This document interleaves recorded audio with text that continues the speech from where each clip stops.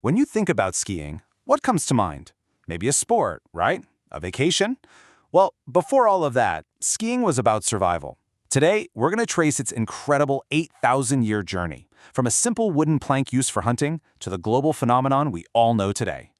Seriously, forget about chairlifts and perfectly groomed slopes. For our early ancestors, a pair of skis was literally the difference between starving and eating. It was the only way to track animals or just get from one village to another across these huge snow-covered landscapes. It wasn't a choice, it was absolutely essential. And from there, it actually became a tool of war. Just try to imagine soldiers on skis, gliding silently through frozen forests, completely outmaneuvering their enemies. They can move faster, they can go farther, and as we're about to see, they could even turn the tide of a battle and rescue royalty. And then, somehow, from those really practical, humble beginnings, it just exploded into this multi-billion-dollar industry we see here, a global passion that sends millions and millions of us up to the mountains every single winter. So, how did that happen? How did two simple wooden planks end up conquering the world's mountains? Let's follow the evolution, from a basic tool to a piece of seriously high-tech engineering. So let's go back, way back to the very beginning. Thousands of years ago, gliding over snow wasn't about leisure, it was quite simply a matter of life and death. Just look at these dates for a second. The oldest ski fragment ever found, perfectly preserved in a Russian bog, is from 6300 BC. That's older than Stonehenge, older than the first pyramids. It's just mind-blowing. These early skis were probably used by the ancestors of the Sami people up in Scandinavia, letting them hunt and travel across frozen lands. So this isn't just an old sport, it's one of humanity's most ancient forms of transportation. You know, the origin of the word itself tells you everything you need to know. Ski comes from an Old Norse word, skid, which literally means a split piece of wood.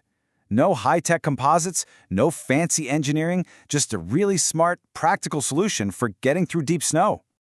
So, how in the world do we get from a simple, split piece of wood to a tool of warfare and eventually a source of total exhilaration? Okay, check this out. This image shows a legendary moment from the year 1206. During a brutal civil war in Norway, two soldiers on skis rescued the infant heir to the throne, skiing him through a blizzard to get him to safety. This event, which is now honored by a famous ski race, proved that skis were an incredibly powerful military tool. So, as skiing shifted more towards recreation, a really big division happened. And it all comes down to one thing, the heel. If you're traveling across all kinds of terrain, you want your heel to be free. That's Nordic skiing. But for control when you're speeding downhill, you need to lock that heel down. And that's alpine, or what we call downhill skiing. This one simple difference created two totally separate paths for the sport. Now, the shift from a local pastime to a global phenomenon wasn't just about technique. It was powered by a relentless wave of incredible technological innovation. The ski itself was completely transformed. Back in the 1860s, a Norwegian guy named Sondre Norheim introduced camber, that's the slight upward arch in the middle, which helps distribute your weight evenly. He also added side cut, making the ski narrower under your foot, which was revolutionary for turning.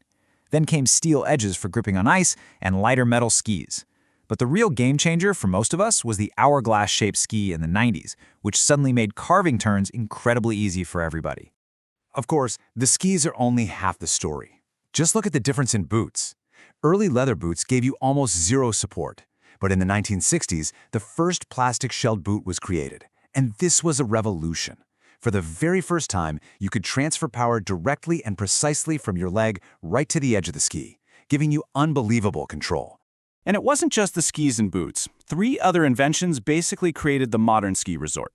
The chairlift solved the problem of, well, how do you get up the mountain?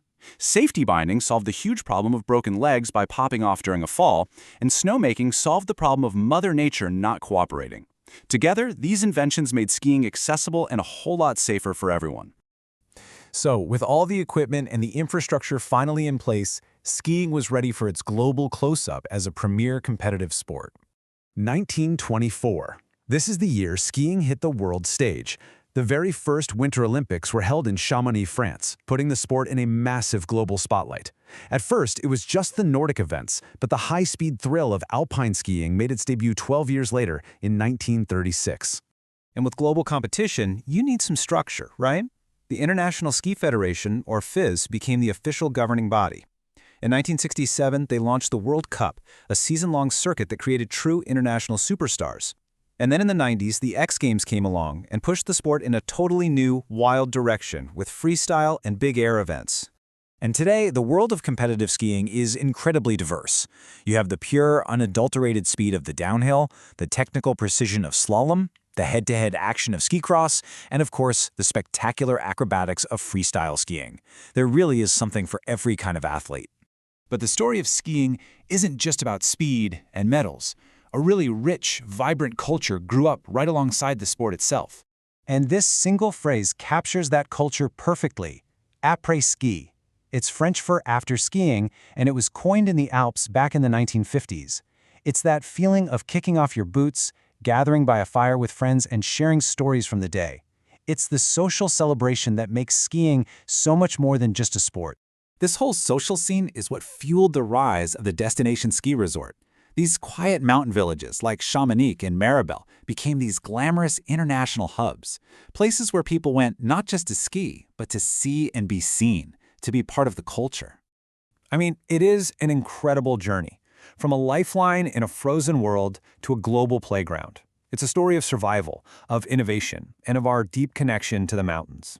And looking ahead, you really have to wonder, with big challenges like climate change and the constant push for new technology, what will skiing's next chapter even look like?